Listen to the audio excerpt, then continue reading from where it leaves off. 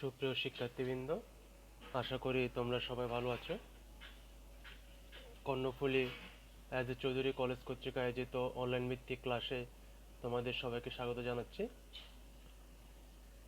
আজকে আমাদের আলোচ্য বিষয় রসায়ন দ্বিতীয় পত্রের প্রথম অধ্যায় পরিবেশ রসায়নের সপ্তম লেকচারে তোমাদের সাথে আছে আমি অনুপম দাশগুপ্ত, প্রভাষক, রসায়ন বিভাগ, Karnaphuli as a Chowdhury college. গত ক্লাসে আমরা আদর্শ গ্যাস সমীকরণ এর সূত্রটা বিস্তারিত আলোচনা করেছিলাম।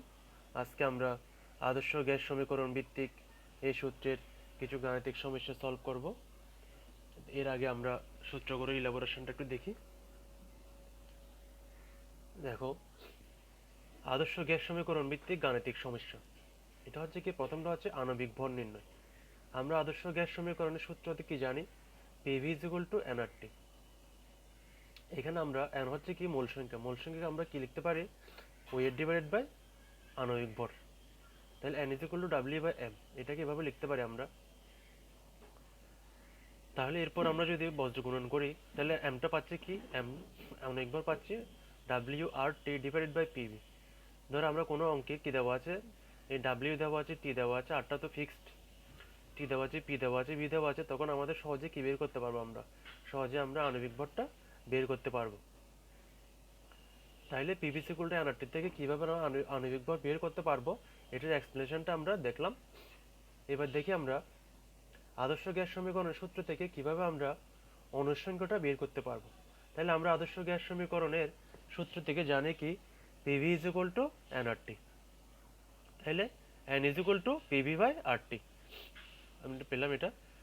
যেখানে যদি কি এখানে মোল সংখ্যার সাথে যদি আমরা অ্যাভোগাড্রোর সংখ্যা গুণ দিই তাহলে মোট অনুসংখ্যা আমরা পাচ্ছি। এখানে হচ্ছে capital N = Na into n। n হচ্ছে কি অ্যাভোগাড্রোর সংখ্যা, আর এটা হচ্ছে কি মোল সংখ্যা। তাইলে মোল সংখ্যার সাথে যদি আমরা অ্যাভোগাড্রোর সংখ্যা গুণ দিই তাহলে আমরা কি পাচ্ছি? মোট অনুসংখ্যাটা পাচ্ছি। তাইলে আমরা কিভাবে অনুসংখ্যাটা বের করবো আদর্শ গ্যাস সমীকরণ ভিত্তিক সূত্র থেকে, এটা আমরা দেখলাম। এবার আমরা আসি কি কিভাবে গ্যাসের ভরটা বের করব। সূত্র দেখো, PV = nRT, n কি W/m। এটা আমরা প্রথম সূত্রে দেখেছিলাম। W/m আমরা জানি কি ওয়েট ডিভাইডেড বাই আণবিক ভর RT। তাহলে আমরা W পাচ্ছি কি PmV ডিভাইডেড বাই RT। কোনো একটা সূত্র অঙ্কে যদি দেওয়া থাকে কি প্রেসার দেওয়া থাকে, আণবিক ভর দেওয়া থাকে, ভলিউম দেওয়া থাকে, টেম্পারেচার দেওয়া থাকে, তাহলে আমরা খুব ইজিলি গ্যাসের ভরটা বের করতে পারবো। আর এই ভ্যালুটা ফিক্সড, সেটা এস এককে কিংবা লিটার এককে যেভাবে প্রশ্ন দেওয়া থাকে সেভাবে আমাদের ওইভাবে করতে হবে, ইউজ করতে হবে। এবার আসি গ্যাসের ঘনত্ব নির্ণয়। দেখো, PV = nRT, n কি W/m/RT। তাইলে PM গুণ করার পরে কোনাকুনি আমরা পাচ্ছি কি WRT ডিভাইডেড বাই V। এখানে হচ্ছে কি ওয়েট ডিভাইডেড বাই ভলিউম হচ্ছে কি ডেনসিটি, W বাই ভলিউম হচ্ছে ডেনসিটি। তাইলে এখানে আমরা যদি W/V = D লিখি তাহলে হচ্ছে কি DRT। তাহলে আমরা এখন কি পাচ্ছি? ডিটা যদি আমরা বাম পাশে রাখি, PM ডিভাইডেড বাই RT। অর্থাৎ কোনো একটা অঙ্কে যদি প্রেসার দেওয়া থাকে, আণবিক ভর দেওয়া থাকে, টেম্পারেচার দেওয়া থাকে, তাহলে সহজে আমরা কি করতে পারবো? গ্যাসের ঘনত্ব বের করতে পারবো। সুপ্রিয় শিক্ষার্থীবৃন্দ, আমরা আদর্শ গ্যাস সমীকরণ PV = nRT থেকে কিভাবে আণবিক ভর নির্ণয়, অনুসংখ্যা নির্ণয়, গ্যাসের ভর নির্ণয়, গ্যাসের ঘনত্ব নির্ণয়, এইগুলো বের করব, এগুলোর ইলাবোরেশনটা দেখলাম আমরা। এখন আমরা কিছু কি গাণিতিক সমস্যার সমাধান করি, জিনিসটা তোমাদের কাছে স্পষ্ট হয়ে যাবে। তাহলে প্রথম প্রবলেমটা দেখো, এখানে দেওয়া আছে কি 25 ডিগ্রি সেলসিয়াস তাপমাত্রায় ও 0.987 অ্যাটমসফিয়ার চাপে 500 মিলিলিটার কোনো গ্যাসের ভর 1.29 গ্রাম হলে গ্যাসটির আণবিক ভর কত? তাইলে প্রথম সূত্রটা PV = nRT W/m/RT, আমাকে বের করতে হবে কি mটা। তাহলে আমি কি ভ্যালু দেওয়া আছে একটু ডান পাশে লিখে ফেলি। T 25 + 27 273 kelvin.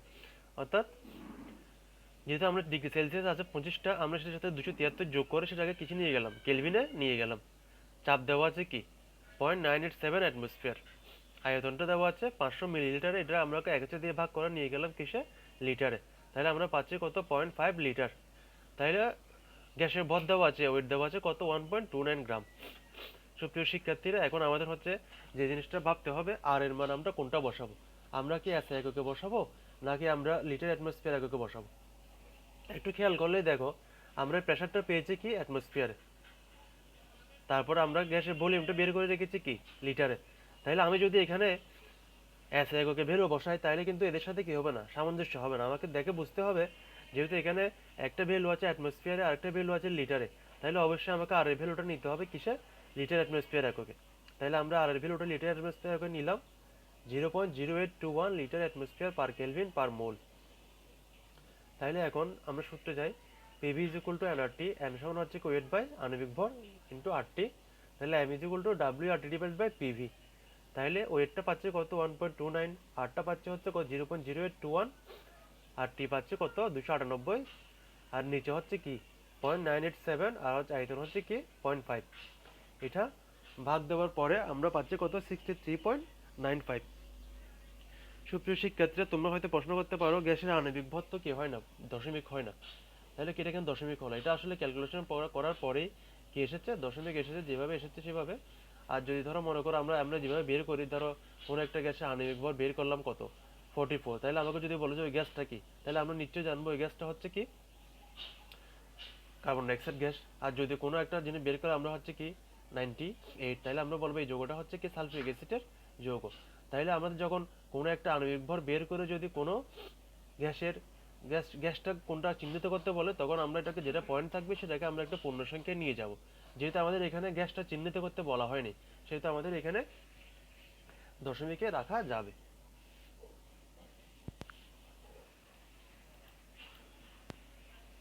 এবার দেখো আরেকটা প্রবলেম, 30°C তাপমাত্রায় ও 740 মিলিমিটার মার্কারি চাপে 300 মিলিলিটার সালফার ডাইঅক্সাইড গ্যাসের অনুসংখ্যা কতটি? তাহলে আমাকে এখানে বের করতে হবে কত অনুসংখ্যা, অর্থাৎ এন বের করতে হবে, স্মল এনটা বের করতে হবে। তাহলে আমরা কি কি দেওয়া আছে একটু লিখে ফেলি। 30°C তাপমাত্রাটাকে আমরা কেলভিনে নিয়ে গেলাম 273 যোগ করে 303 কেলভিন, 740 মিলিমিটার মার্কারি।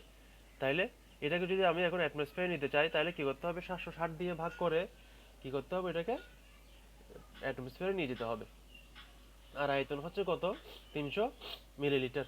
তাহলে 300 মিলিলিটারকে আমরা 300কে 1000 দিয়ে ভাগ করে পাচ্ছি কি লিটার। সুপ্রিয় শিক্ষার্থীরা, দেখো এখানে এখন আমরা কোন ভ্যালুটা বসাবো আর এর, যেহেতু আমাদের প্রেসারও আছে অ্যাটমসফিয়ার এককে, ভলিউমও আছে কি লিটার এককে, অবশ্যই আমাকে আর এই ভ্যালুটা চুজ করতে হবে কত লিটার অ্যাটমসফিয়ার এককে। তাহলে আমরা নিলাম 0.0821 litre atmosphere per kelvin per mole. তাহলে আমরা এখন আমাদের ভ্যালুগুলো ইনপুট করা শেষ, আমরা এখন সূত্রে যাব। সূত্রে দেখতে পাচ্ছি আমাদের আদর্শ গ্যাস সমীকরণ সূত্রটা আমরা লিখে ফেললাম, পিভি ইকুয়াল এনআরটি। তাহলে আমাদের বের করতে হবে গ্যাসের অনুসংখ্যা, তাহলে এনটা রাখলাম বাম পাশে, উপরে গেল কি প্রেসার ভলিউম, নিচে হচ্ছে কি আর টি। তাহলে আমরা এখন পি এর ভ্যালুটা বসাচ্ছি 740/60, আর ভি এর হচ্ছে কি 300/1000। এখানে আর এর ভ্যালুটা হচ্ছে কি 0.0821, আর টি হচ্ছে কি 303। এখন আমরা এখানে কি করব, মোল সংখ্যাটা বের করলো, এন এর ভ্যালুটা বের করতে করতে ভাগ করার পরে পাচ্ছি কি 0.0117 মোল। এখন দেখো তোমরা চাইলে এটাকে এক ঐকিক নিয়মে করা যেতে পারে, নাহলে কি n is equal two n into N, অর্থাৎ এনটাকে এই অ্যাভোগাড্রোর সংখ্যা দিয়ে গুণ দিয়েও কি করতে পারবে, মোল সংখ্যা অনুসংখ্যা বের করতে পারবে। তাই এখন এখানে আমরা দেওয়া হয়েছে কি ঐকিক নিয়মে 1 মোল সালফার ডাইঅক্সাইড গ্যাসের অনুতাকে অ্যাভোগাড্রো সংখ্যক, তাহলে এত মোল সালফার ডাইঅক্সাইড গ্যাসের অনুতাকে এত সংখ্যক। তাহলে এই সূত্র দিয়ে করা যাবে, ঐকিক নিয়মে করা যাবে, যার যেটা ভালো লাগে সেভাবে করবা জিনিসটা।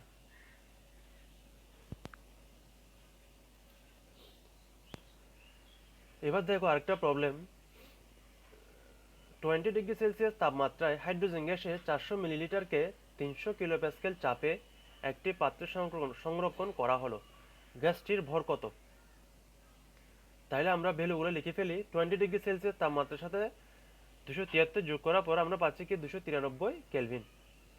তাহলে আমরা টি এরটা বের করলাম মিলিলিটার, 450 মিলিলিটার আয়তন, এটাকে আমরা যদি 1000 দিয়ে ভাগ করি লিটার পাচ্ছি। আর প্রেসার হচ্ছে 300 কিলোপ্যাসকেল, এটাকে আমরা 101.325 দিয়ে ভাগ করে নিয়ে গেলাম কিছু অ্যাটমসফিয়ারে। তাহলে ভ্যালুগুলো এক যেতে করার পরে আমরা আর ভ্যালুটা বসাবো কত লিটার অ্যাটমসফিয়ার এককে, অর্থাৎ আর হচ্ছে কি 0.0821 litre atmosphere per kelvin per mole. আর হচ্ছে হাইড্রোজেন গ্যাসের আণবিক ভর হচ্ছে কত, 2। mh2 দিয়ে আমরা আণবিক ভরটা লিখলাম এখানে, mh2 দিয়ে 2। তাহলে এখানে দেখো PV is equal to nRT, n হচ্ছে কি W বাই M RT। আমরা জানি এটা ওয়েট বাই আণবিক ভর ভাগ করলে আমরা মোল অনুসংখ্যাটা পেয়ে যাই। তাহলে এখান থেকে আমরা যদি ডাব্লিউটা বের করি, উপরে থাকবে কি M PV divide by RT. তাইলে এখন আমরা জানি কি হাইড্রোজেন গ্যাসের আণবিক ভর হচ্ছে 2, তাইলে প্রেসারটা হচ্ছে কি 300 বাই 101.325 প্রেসারটা পেলাম। আর হচ্ছে বি হচ্ছে 450 বাই 1000, 450 বাই 1000 এখানে। তারপর হচ্ছে কি আর হচ্ছে 0.0821, এরপর হচ্ছে কি 293 ভাগ করার পর আমরা পাচ্ছি কি ওয়েটটা পাচ্ছি 0.11 গ্রাম।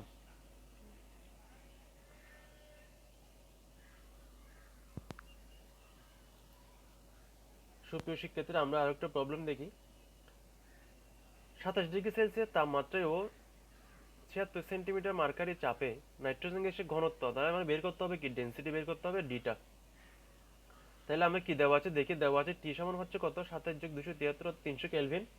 চাপ হচ্ছে, সরি এখানে একটা ভুল হয়েছে, হ্যাঁ 76 মিলিমিটার মার্কারি হবে, এটা এখানে একটা প্রিন্টিং মিস্টেক হয়েছে, এই মিলিমিটার মার্কারি হবে, তোমরা মিলিমিটার মার্কারি লিখবে। তাহলে 76 মিলিমিটার মার্কারি সমান আমরা জানি কি 1 অ্যাটমসফিয়ার, যেটা আমরা কনভার্সন পড়ার সময় দেখেছিলাম। নাইট্রোজেন গ্যাসের আণবিক ভর হচ্ছে কত 28, 14 গুণ 2 অর্থাৎ 28। তাহলে আমাদের ভ্যালুগুলো দেওয়া আছে কি লিটার অ্যাটমসফিয়ার এককে, আমরা ভ্যালুগুলো আর এই ভ্যালুটা চুজ করলাম লিটার অ্যাটমসফিয়ার এককে 0.0821 litre atmosphere per kelvin per mole. তাহলে আমরা এখন সূত্রে চলে যাই, PV is equal to nRT, nটা সমান W বাই M। তাহলে আমরা এখন বজ্র গুণন করার পরে পাচ্ছি কি PM is equal to WRT divide by V। তাহলে আমরা যদি কোনো জিনিসের ভরকে আয়তন দিয়ে ভাগ করি তাহলে আমরা কি পাই, ঘনত্ব পাচ্ছি, অর্থাৎ W by V is equal to আমরা লিখতে পারি কি ডেনসিটি, তাহলে DRT। এখন আমরা এখানে কোণাগুণি গুণ করার পরে ডিটা পাচ্ছি, উপরে পাচ্ছি কি PM ডিভাইডেড বাই RT। তাহলে এখন তাহলে এখানে প্রেসারটা হচ্ছে কত 1 অ্যাটমসফিয়ার 1 লিখলাম, আণবিক ভরটা হচ্ছে 28, আর হচ্ছে 0.0821, আর টি হচ্ছে কত এখানে সরি এখানে 300 কেলভিন। তাহলে আমরা বসালাম, ভাগ করার পরে আমরা পাচ্ছি কি ডেনসিটি 1.14 গ্রাম পার লিটার এখানে।